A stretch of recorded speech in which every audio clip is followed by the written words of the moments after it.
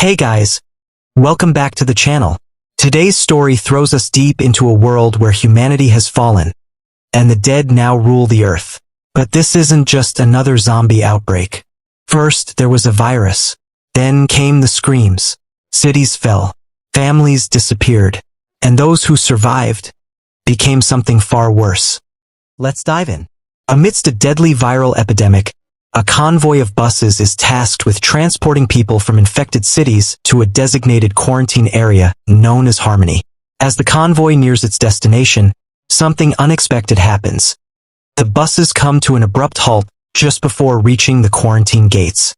One of the soldiers on board steps off to investigate the cause of the delay. Moments later, an officer trailing behind tries to contact the soldier, but there's no answer. Concerned, the officer decides to follow on foot.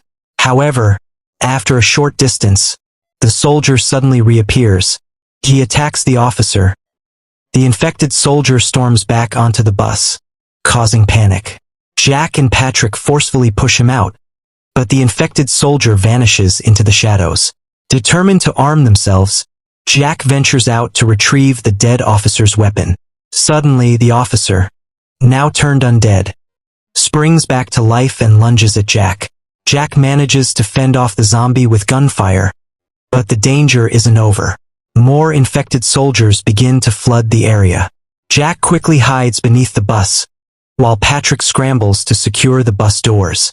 Inside, the terrified passengers panic. The infected break in rapidly through doors and windows, grabbing anyone within reach. Patrick struggles to reach his wife, Emma, but the bus lurches violently as a zombie lunges at him. Using all his strength, Patrick slams the zombie's head against the bus until it falls lifeless. Nearby, Emma clutches her child tightly, hiding from the gruesome attack. She escapes into a jeep, believing she's safe, until a zombie suddenly appears, grabbing her and forcing her to fend off another infected trying to break the glass to reach her. Luckily, Jack arrives just in time, dispatching the zombies. Emma trembles, covered in blood, though neither Jack nor Patrick can see any wounds on her. Soon, they realize the blood belongs to Emma, bitten on her arm during the attack. Years later, Patrick is seen wandering a desolate, frozen city, searching desperately for food. After shooting a horse for survival, he hauls the carcass on his snowmobile back to a small, isolated house. From the window of a neighboring house, Lou watches Patrick and tells Jack he's killed another animal. At night, Patrick tries reaching out via radio for other survivors, but the silence is deafening, and with binoculars watches Jack putting Lou to bed. The next morning, Jack searches for Lou but finds her missing from bed. Rushing to the kitchen, he notices Lou is quietly preparing breakfast, explaining she didn't want to wake anyone. Meanwhile, Patrick awakens to the barking of his dog. He opens the door to let the dog out, offering biscuits at the fence. The dog discovers a dug hole, a possible way through the fence. Jack presents Lou with a box of gifts from her mother. She smiles, asking what the occasion is. Lou questions Jack about how birthday parties used to be before the world ended. Jack says there were other children at the parties, but Lou doubts it. She's never seen another child. She even struggles to remember her own mother, as she was so young when the apocalypse struck. When Lou asks if the zombies were real, Jack explains they were, but most died from the cold.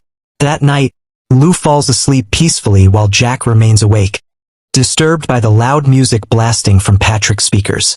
Lou wakes from a nightmare when the dog starts barking. She peers out the window to see a pale-faced zombie just outside the fence. The next morning, Jack finds Lou hiding under the bed, refusing to come out. He joins her, comforting her as she reveals she saw a monster the night before. Jack reassures her the undead were frozen and died in the cold. That day, Lou places a stuffed toy next to the hole in the fence, hoping it will keep the monsters away. Patrick watches Lou by the fence and realizes she must be feeding his dog biscuits, worrying the animal might get sick. Suddenly, Jack storms out of the house, warning Patrick to stay away from Lou and avoid talking to her. Searching a storage shed for supplies, Patrick finds bloody animal remains. A savage zombie appears and chases Patrick and his dog, but they escape and lock the creature inside. Patrick drives his snowmobile, chased by zombies pounding on the door. He narrowly avoids crashing into a fallen tree. Meanwhile, Jack teaches Lou to shoot a gun despite the recoil. Back to Patrick, the zombies catch up and surround him, but hearing gunfire nearby, they flee. Jack spots a rabbit outside and tries to shoot it, but before he can fire, Patrick arrives, telling him to get inside quickly. Patrick runs over a zombie with his snowmobile but falls trying to reach his weapon. The zombie attacks Patrick, but Jack tells Lou to hide and lock the door. Patrick struggles and the zombie bites his neck. The dog attacks but is overpowered and also bitten. The zombie escapes after Patrick shoots it. Patrick returns home, angry that Jack didn't shoot the zombie sooner to save the dog. He cries over his pet, yelling at it for trying to be a hero. Patrick pours alcohol on his wounds and tries to burn himself, collapsing on the floor. He remembers when Emma encouraged him to cut off her infected arm while Jack held her. Later, Patrick answers a radio call from another survivor explaining he was bitten early but might not turn. He promises to hunt down the zombies, but the call cuts off abruptly. Patrick realizes his neighbor should have helped him. The next day, Jack locks the house, hoping Patrick has turned. Lou insists Patrick is fine and shouts at Jack for not believing her about the monster she saw last night. Lou asks Jack if she can pick flowers for her mother without permission. Jack says it's impossible because the zombies are back. When Jack goes outside to pick flowers, he finds the doll Patrick gave Lou. Jack returns and tells Lou he found only artificial flowers. Lou places half the flowers by her mother's picture, then sneaks out with a gun to place the other half on the dog's grave through a hole in the fence. Jack follows and sees her placing the flowers just as a zombie approaches. Lou tries to shoot but drops her gun. Jack quickly kills the zombie, which scratches him badly. While tending to Lou, Patrick appears holding a gun on Jack but shoots the zombie behind him instead. That night, Lou is missing from bed. Jack searches for her but is attacked by a zombie stuck to the ground with severed limbs. Patrick appears and reveals that zombies have evolved. They heal wounds, have thick skin, and no longer infect others or see clearly. Lou leaves Patrick's house and Jack immediately takes her in. Later, Lou contacts Patrick via radio, inviting him to dinner. Patrick happily agrees and prepares by shaving and styling his hair. At dinner, Patrick brings meat for Jack and Jack returns Lou's doll to Patrick so he can give it to her himself. Lou notices Patrick looks different without his beard and long hair. She plays with her smiling doll, asking Patrick how he knew she would like that kind of play. Patrick shares memories of his childhood, feeling luckier because he played with other kids. Lou expresses sadness that she only has dolls. After Lou falls asleep, Patrick reveals his plan to repair the truck for their escape, but Jack insists on staying despite Patrick's warnings about an approaching zombie horde. Patrick acknowledges Jack's focus on survival to the point he forgot how to live. Jack asks why he hasn't left yet. Patrick looks at Lou and says he stays because of her. After Patrick leaves, Jack sits beside Lou, recalling Emma's death. That night, Lou wakes from a nightmare, revealing Jack died in her dream, leaving her alone. The next morning, Jack and Lou decide to leave the house and join Patrick. The trio stops at a warehouse to gather supple. After collecting supplies, they return to the truck, but spot a hysterical woman in the distance. Patrick approaches, calming her down. They bring her back with them. At night, the woman tells them she and her daughter locked themselves inside their home during the outbreak. After a year, they ventured north and lived with other survivors. She reveals she fell in love and became pregnant, but the man never knew he would become a father. They joined a convoy to reach the valley, but all were killed in a zombie attack except her. Suddenly, a zombie lets out a chilling howl. She grabs her gun and runs outside to shoot, warning Patrick that the howling is how the zombies call each other.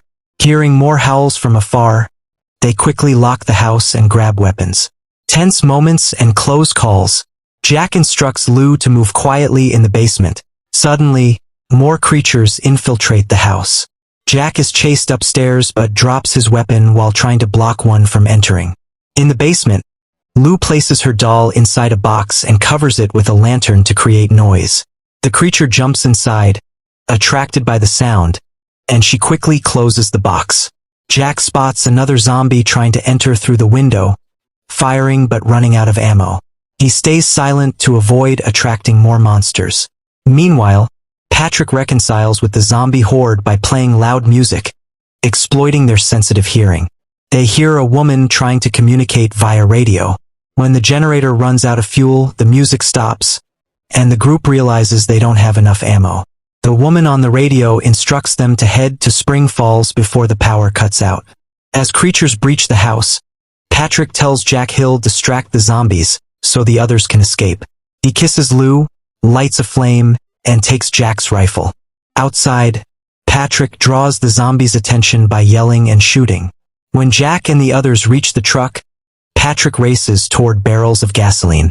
A monster attacks Patrick, but he quickly ignites the fuel, causing a massive explosion that kills both himself and the zombies.